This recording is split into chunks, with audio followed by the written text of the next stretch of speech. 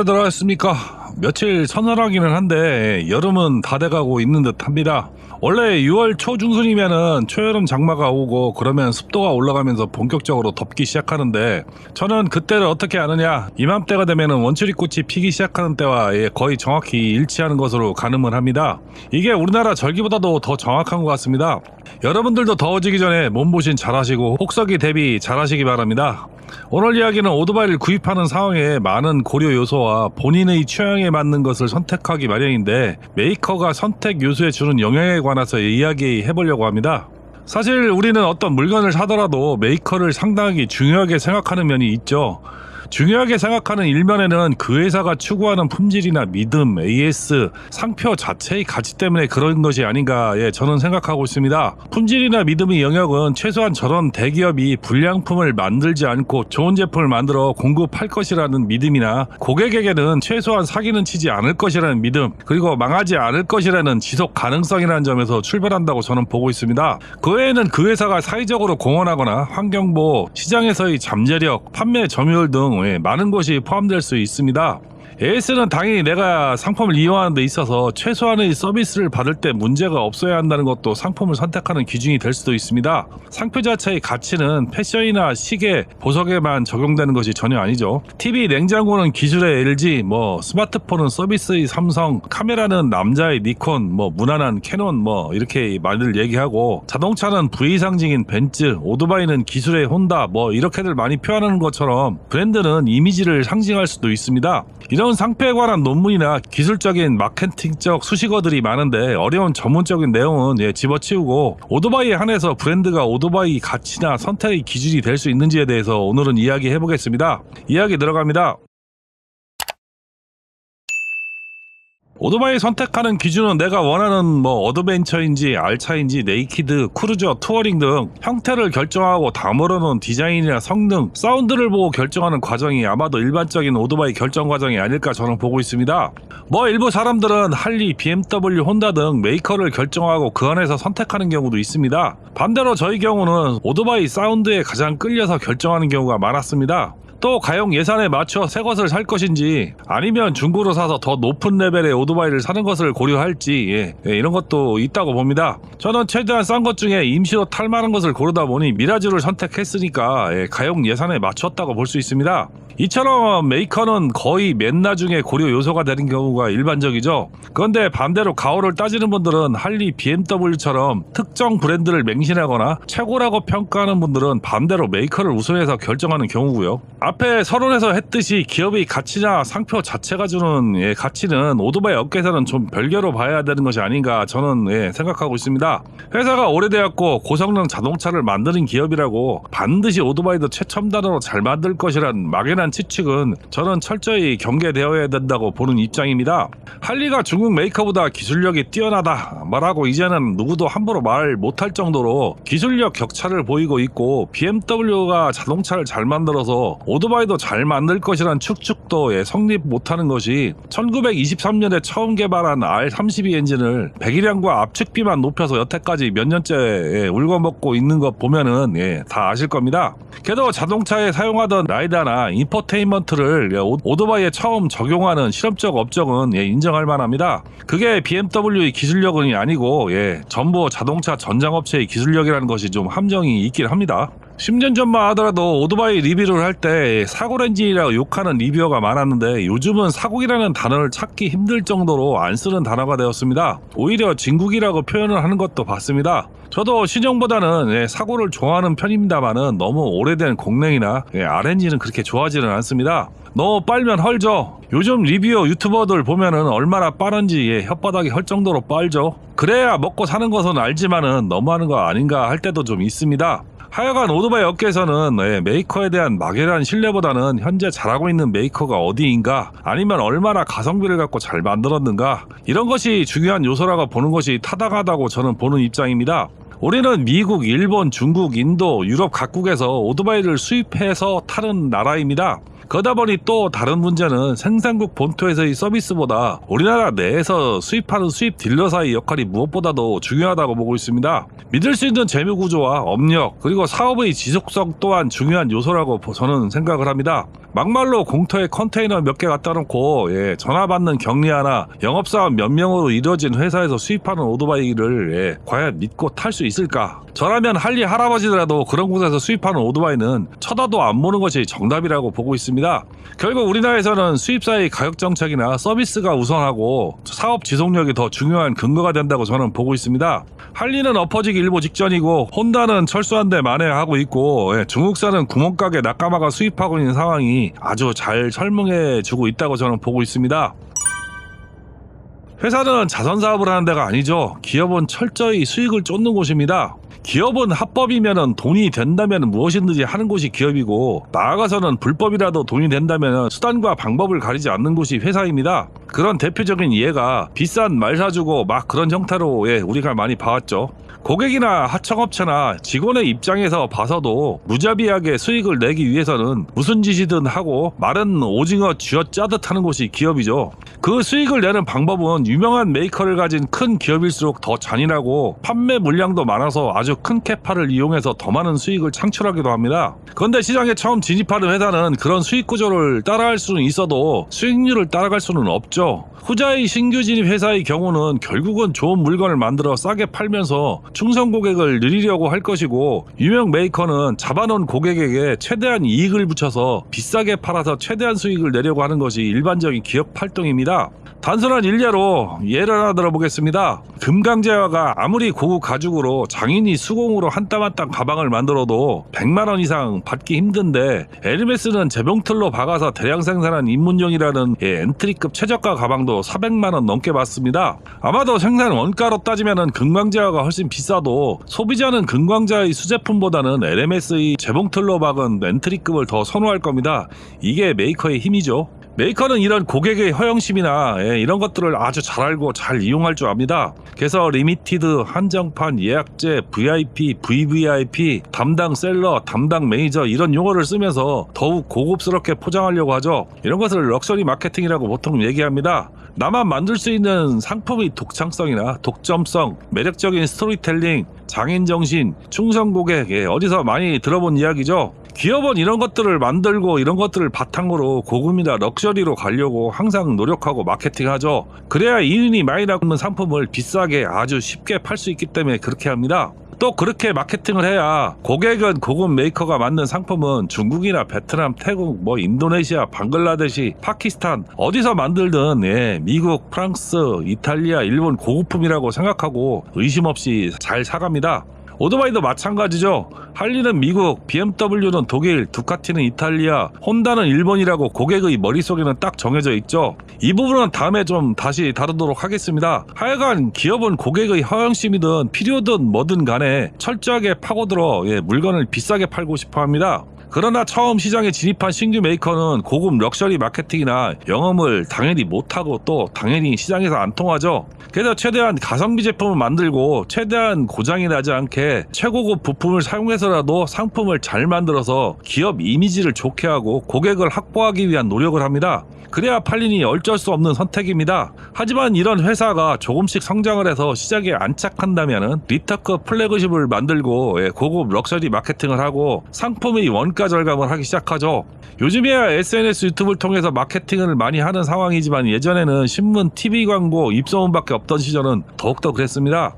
제가 중국산 오토바이에 관심을 가질 필요가 있다고 이야기하는 것은 가성비와 현재 딱 시장 진입을 하기 위한 좋은 상품을 만들려고 하는 곳이 중국 인도산 오토바이 회사라서 그렇습니다. 프리미엄 브랜드와 같거나 동일한 엔진에 더 나은 옵션을 가지고 프리미엄 브랜드의 60-70%의 가격표를 붙이고 시장에 나오는 것이 중국산 인도산 오토바이입니다. 달리 본다면은 극강의 가성비를 가졌다고 볼 수 있는 오토바이가 중국산 인도산이죠. 거기다 획기적인 상품도 만들어내고 공격적인 마케팅을 하다 보니까 신박한 신상품을 시장에 많이 내놓고 있죠. 중공산 짜장 카레국이라고 비하하는 분들도 있지만은 결국은 중국산 인도산도 어느 정도 시장에 안착하면 지금 같은 가성비 오토바이를 만들지 않을 거라고 저는 확신을 합니다. 벌써 많이 알려진 중국산 오토바이 메이커들은 원가 절감 시도를 하고 있다고 많이 알려진 사실이죠.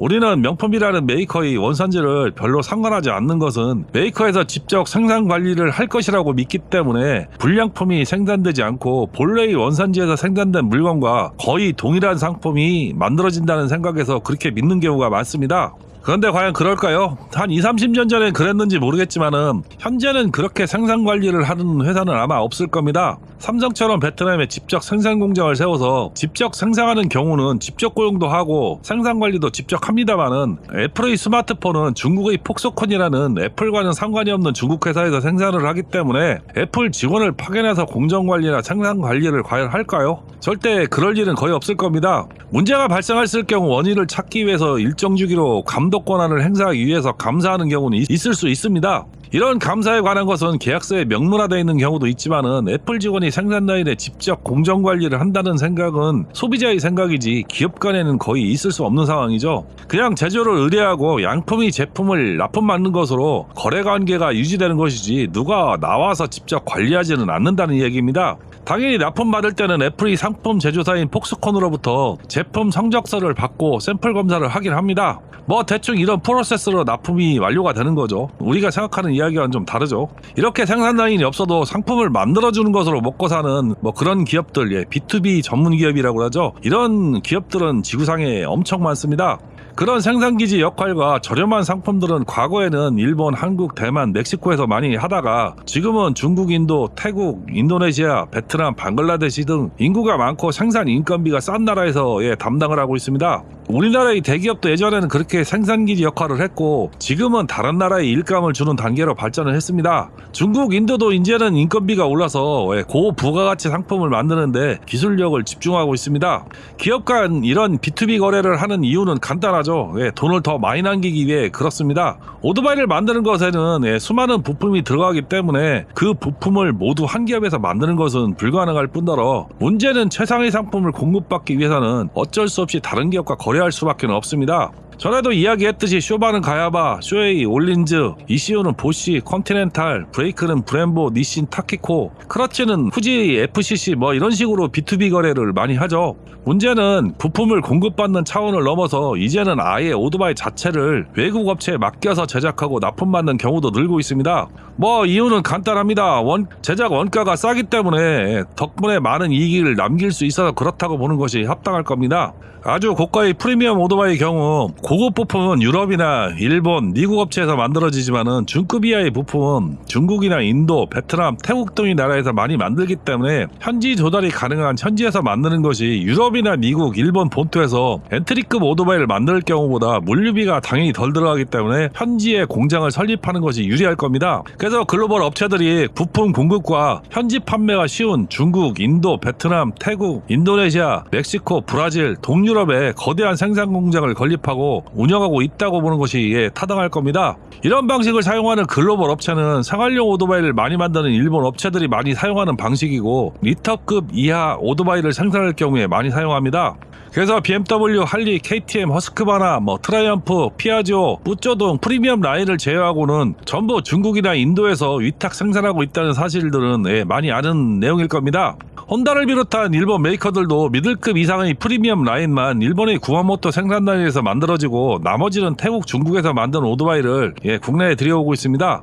여기서 차이가 나는 부분은 일본 업체들은 현지에 직접 법인이나 합자 회사를 만들어서 직접 관리를 하며 만들지만은 전자에 거론한 미국이나 유럽 오토바이 회사들은 아예 하청을 줘서 브랜드와 완전히 다른 회사에서 만들고 있습니다. 문제는 우리나라는 더 문제인 것이 우리가 개발하고 디자인한 모델을 위탁 생산하는 것이 아니고 그냥 그 나라에서 그 회사가 만들어 놓은 오토바이에 마크만 달리 붙여서 들여와서 당당하게 팔고 있다는 점은 좀 심각하게 느껴집니다. 또 자금력이 많은 중국이나 인도 회사들은 KTM, 베넬리, 모토모리니, 모토빌리델리, 자와, BSA, 노튼 등 과거에 한가닥했던 유명하지만은 망한 회사를 인수해서 메이커의 유명세로 비싸게 팔려는 시도를 하고 있습니다. 그리고 현재까지는 잘 통하고 있죠. 자동차도 집, 볼보, 폴스타, 제규어, 랜드로버, 로터스 등 본래의 회사인 미국이나 영국 회사를 떠나서 중국이나 인도 업체에 팔렸어도 아직도 고급차로 인식하고 있는 것을 보면은 오토바이도 그런 기류가 있는 것 같습니다.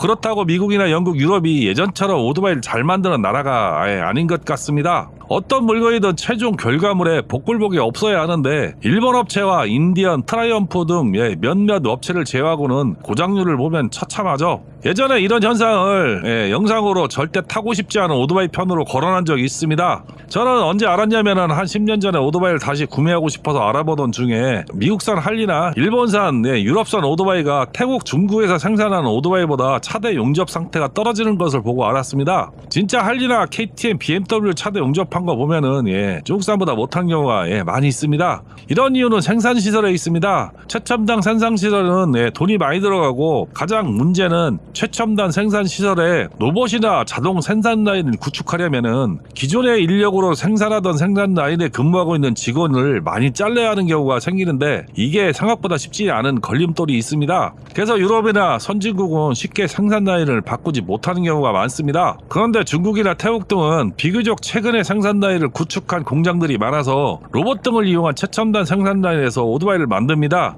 그러다 보니까 제품의 불량률도 적고 용접이나 도색, 조립을 자동화하다 보니까 제품 간 편차가 적고 품질이 좋은 제품이 나오고 있다고 저는 보고 있습니다. 이런 면에서는 절대 인도가 중국을 따라가지 못한다고 저는 보고 있습니다. 인도는 아직도 인력으로 공장을 운영하는 곳이 많죠. 또 인도인만의 이상한 보여주기식 태도, 카스트 제도에서 비롯됐는지는 모르겠으나 기술자와 비기술자 간의 계급화, 서열화 이런 것 이상한 기류가 좀 있습니다. 이건 순전히 제 개인적인 주관적인 생각입니다만은 공장에서 일 시키다 보면은 제일 일 못하는 민족 중에 탑 오브 탑이 인도 애들이고 얘들이 안 씻고 게을러요. 몽골 우즈벡 애들처럼 의리도 없고 적극적이지도 않습니다. 남자는 우즈벡, 몽골, 여자는 베트남, 북부 출신이 일을 잘하죠. 이거는 순전히 제 경험입니다만은 인도산과 중국산을 비교하면은 3분 카레와 요리 수준의 간짜장을 비교하는 것과 같다는 느낌이 저는 좀 있습니다. 하여간 어떤 제품이든 상품 자체를 봐야지 메이커의 이미지만 보고 판단하면 글쎄요, 저는 별로 권장하지는 않습니다. 그러면 좋은 가성비 있는 제품을 고르기 힘들 것이라고 저는 보고 있습니다. 식당 주인과 손님이 생각하는 서비스는 좀 다르죠. 식당 주인은 음식만만 있으면은 어찌해든 손님이 온다고 생각하는 경향이 좀 있고, 손님은 맛은 그냥저냥 그래도 서비스가 불친절하거나 위생이 좋지 못하면은 다시 가지는 않을 것 같다는 생각을 많이 하죠. 여러분은 깡패 양아치처럼 문신 잔뜩하고 서빙하는 식당, 털이 덥수룩하게 나고 머리도 안 감은 듯한 주방장이 일하는 식당 가고 싶으신가요? 실제 식당 창업도 호텔 주방장이 나가서 식당을 하면 말하고 호텔 매니저가 나가서 식당을 하면 성공한다는 격언도 있습니다. 이 얘기를 왜 하느냐? 우리나라에 수입되는 오토바이는 취미용이든 상업용이든 거의 100% 외국에서 수입을 하고 있습니다. 그래서 우리나라에서 생산되는 메이커보다 중요한 문제가 수입하는 수입상이 얼마나 건실하고 수입 정책을 정직하게 펼치느냐가 더 중요하다고 저는 보는 입장입니다. 우리나라 자동차와 오토바이는 다른 나라와 좀 다른 유통 시스템을 가지고 있는데 중고차가 아니면은 다른 메이커와 비교할 수 없도록 한 개의 대리점에 대부분 한 개의 메이커만 단독으로 판매하는 경우가 많죠. 미국은 한 매장에 여러 메이커를 팔 수가 있어서 동시에 많은 메이커를 비교해보고 앉아보고 시승해보고 구입할 수가 있습니다. 그런데 우리나라는 심지어 여러 메이커를 수입하는 수입상도 매장을 따로 운영하죠. 이런 면에서는 우리는 소비자에게 엄청 불리한 구조를 가지고 있다고 저는 보고 있습니다. 또 가격 책정에 있어서 수입사 맘대로 정하는 경우가 많다가 보니까 생산 국가보다 엄청난 폭리를 취하는 경우도 많습니다. 제가 주장하는 가격 정책은 깎아주는 척 하지 말고 처음부터 싸게 팔아봐입니다. 누구는 싸게 사고 누구는 비싸게 사고 그러는 것이 정상인지는 전 잘 모르겠습니다. 결국은 그런 메이커들은 중고시장에서도 그렇게 대접을 못 받는 경우가 많습니다. 정가에 산 경우는 할인 가격이 반영된 중고 가격으로 처분할 수밖에 없는 강제 호구질을 당하게 돼 있기 때문이죠. 거기다 어느 정도 시장을 장악한 메이커는 계속 가격을 올리죠. 그만큼 계속 사주는 호구들이 있기 때문에 그런 것 같다고 저는 생각을 합니다. 할리가 대표적이고 덩달아 망둥이가 뛰니까 꼴뚜기도 뛴다고 인디언, 혼다 골드윙, BMW GS도 그렇습니다. 심지어 BMW GS는 RT보다도 과거에는 더 비싸게 팔았죠. 거의 같은 엔진에 같은 지오메트리를 가졌는데 카울이 더 많은 RT가 GS보다 싼 나라는 아마 우리나라 빼고는 거의 없었다고 보고 있습니다. 보통은 GS 어드반 기준 2,000불에서 3,000불 정도 RT가 비쌉니다. 다행히 현재는 1,300cc가 되고는 많이 정상화되었죠. 거기다 더 문제는 서비스 센터도 줄고 있다는 점이죠. 서비스의 혼다도 고배기량을 수리하는 센터를 줄이고 있습니다. 예를 들어 미국에 100개의 서비스 센터가 있으면은 국토는 9.8배 차이니까 우리는 9개에서 10개, 인구는 6.8배 정도 차이 내니까 14개에서 15개 서비스 센터가 있어야 하는데 우리는 보통 5, 6개의 서비스 센터밖에 없는 경우가 많습니다. 문제는 우리나라 서비스 센터가 대충 세어보니까 이건 진짜 대충 세어본 겁니다. 고백이량을 취급하는 센터는 혼다가 3개, 할리가 9개, BMW 10개, 두카티 3개, 야마하가 정식 딜러하고 협력점이 34개, 30개 합쳐갖고 64개, 스즈키가 17개, 30개에서 47개, 가와사키 23개 이상, CF모터, 모터스타에서 운영하는 9개가 있습니다. 근데 혼다나 할리, BMW, 두카티 오토바이 광고나 리뷰 영상 보면은 서비스 센터가 적다는 말은 절대 안 합니다. 그리고 비싼 메이커일수록 서비스 센터도 적고 서울에 집중되어 있죠. 아이러니한 점은 오토바이를 비교적 싸게 파는 CF모터는 서비스 센터 확충이 안 되었다는 것으로 연락에 까고 있고 단점으로 꼭 지적하는 상황을 본다고 하면은 참 아이러니합니다. 이 서비스 센터가 중요한 것이 현 시점에 팔리는 오토바이는 유로5 플러스라서 모든 오토바이에는 ECU가 장착되어 있고 이 ECU에서 모든 흡배기를 관리합니다. 심지어 엔진오일이 일정 마일리지가 넘어가면은 경고등이 들어오고 다음에는 시동이 안 걸리는 오토바이도 있죠. 문제는 이런 것들이 서비스 센터에 가서 ECU를 리셋하지 않으면 거의 수리가 안 된다는 것입니다. 이 문제로 미국이나 일부 국가에서는 자율 수리권이 침해된다고 소송 중인 것도 있다고 알고 있습니다. 거기다가 오토바이는 싸게 팔아놓고 수리할 부품을 겁나게 비싸게 파는 것도 있죠. 더한 곳은 오토바이도 비싼데 부품도 비싸다면은 진짜 열받는 경우가 생기는데 수리도 제대로 안 되고 수리기간도 부품이 없다, 본사에 알아봐야 한다 등 이 핑계 저 핑계로 한두 달 걸리는 경우가 다반사입니다. 그리고 실제 수입 오토바이 부품이 수입 자동차 부품보다 훨씬 비쌉니다. 이유는 알 수 없으나 아마존이나 알리, 일본 라코텐을 검색해보면은 유난히 우리나라 오토바이 부품 가격이 다른 나라에 비해 비싸죠. 그만큼 수입사가 폭리를 취하고 있다고 저는 보고 있습니다. 그래서 부품을 알리나 아마존에서 구해서 어느 정도 자가 수리를 하면서 운행하면은 엄청 운영비를 절약할 수도 있습니다. 이렇게 부품을 쉽게 구할 수 있는 기종을 선택하는 것도 아주 좋은 방법이라고 저는 보고 있습니다. 그리고 강과에서는 안 되는 것이 배기관에 하나씩 설치된 산소 센서나 배기 중통에 있는 촉매는 보통 3만에서 4만 킬로 정도의 수명이 있다고 합니다. 이런 사용 수명이 있는 부품은 고장이 날 경우 운행이 제한되거나 출력 제한이 걸리는 경우도 있죠. 그런데 이런 부품이 고장나면 반드시 센터에 가서 수리하고 ECU에서 고장 코드를 지우고 다시 세팅을 해야 하죠. 센터에 안 갈 수는 없는 상황인데 센터가 멀거나 수입상이 부품을 준비하고 있지 않아서 수리를 못한다거나 수입사가 없어져 버린 경우라면은 어떻게 해결을 해야 할까요? 오토바이를 몇 달 세워놓고 못하거나 폐차해야 되죠. 그래서 튼튼하고 경력 있는 수입사가 필요한 겁니다. 공터에 컨테이너 하나 갖다 놓고 장사하는 수입사에서 절대 오토바이 사는 거 아니죠. 분명 말씀드리면은 몇 년 내에 부실한 수입사들 엎어져서 없어질 겁니다. 그런 데서 산 오토바이 부품 수급 문제로 저처럼 고생하거나 폐차해야 할 시기가 올지도 모릅니다. 고객 만족이라고 떠들면서 고객의 지갑을 지켜준다는 말은 하지만은 실제 어떤 회사도 고객의 이익을 위해서 상품을 파는 회사는 없다고 보시면 됩니다. 쉬운 말로 하면은 기업은 자선사업을 하는 곳이 아니죠. 자선사업도 세금을 공제받아서 세금을 안 내려고 하는 거죠. 그래서 우리는 메이커만 믿고 무작정 상품을 구입하는 것보다는 내 상황과 필요에 맞는 오토바이를 고르는 아주 현명한 판단을 할 수 있어야 눈탱이 맞지 않는 현명한 소비를 할 수 있습니다. 사람이라는 존재는 아는 것만큼 생각이 깊고 시야가 넓습니다. 간혹 보면은 중공산, 카레, 짜장 운운하면서 벤츠를 짱째라고 부르면은 눈에 불을 켜죠. 네, 독일산 벤츠 중국에 먹힌 지 오래됐습니다. 그 영향인지는 모르겠지만은 벤츠 전기차 거의 중국에서 생산하고 있죠. 예전에 불나서 난리 났었죠. 이제는 상품이 중요한지 메이커는 글쎄올시다 라고 저는 말씀드리고 싶습니다.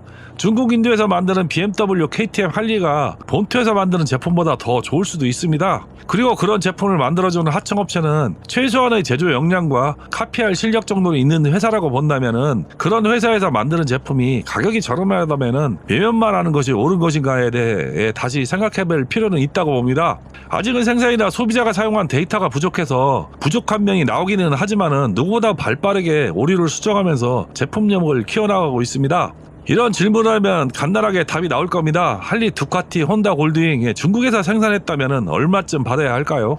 혼다 CBR 650R 엔진 진동 못 잡아서 지금 난리죠. 외국 포럼이나 레딧, 유튜브 사용자 리뷰를 보면은 원인이 피스톤이 단조 피스톤이 아니라 저렴한 일반 피스톤을 사용하다가 보니까 피스톤 무게가 많이 나가서 그렇다고 합니다. 이건 추측입니다. 그 문제로 혼다 리콜 무한 삽질하고 있죠. 가와사키도 일반 피스톤 사용하는데 가와사키 피스톤은 무게가 적게 나가는 경량 피스톤이라고 합니다. 비교해본다면 중국산 오토바이 커터급 이상이면 거의 단조 피스톤에 세라믹 실린더 쓰죠. 혼다가 그런 거 몰라서 안 쓸까요? 비싸니까 안 쓰는 겁니다. 오토바이에 처음 입문하는 분들은 이런 내용을 파악하기도 정보를 수집하기도 상당히 어렵죠. 결론 내겠습니다. 메이커에 집착하지 말고 충분히 알아보고 시승도 해보고 서비스 센터도 가까운지 알아보고 너무 메이커만 믿고 영업사원에 휘둘리지 말고 내게 맞는 오토바이를 찾아야 후회 없이 선택하고 내 주머니도 손에 안 나고 오래 즐길 수 있다가 답 같습니다. 오늘은 오토바이 메이커의 허상과 실체에 관한 이야기를 좀 해봤습니다. 더 더워지기 전에 건강관리 잘 하시기 바랍니다. 오늘 영상은 여기까지입니다. 시청해주셔서 감사합니다.